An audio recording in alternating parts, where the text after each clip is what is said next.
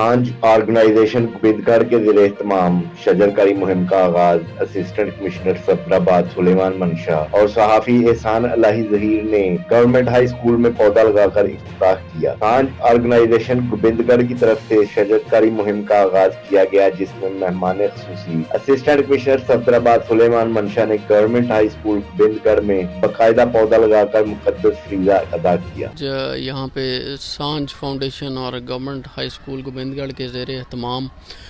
شجرکاری مہم کا آغاز کیا گیا۔ یہ بہت ہی اچھا اور نیکی کا کام ہے، تو یہ بخت جگانے والا کام ہے۔ تو ہمیں نہ صرف اسکولوں میں بلکہ اپنے گھروں میں اور زمینوں میں بھی درخت وغیرہ لگانے چاہیے، تاکہ جو ہے وہ ہمارے آنے والی نسلوں کے لیے ماحول اچھا ہو سکے۔ اقدام بہت اچھا ہے کہ جو بات انہوں نے کی کہ اسکولوں میں گھروں میں ہمیں پودے لگانے چاہیے تاکہ ہمارا ماحول پہلے سے بہت بہتر ہو،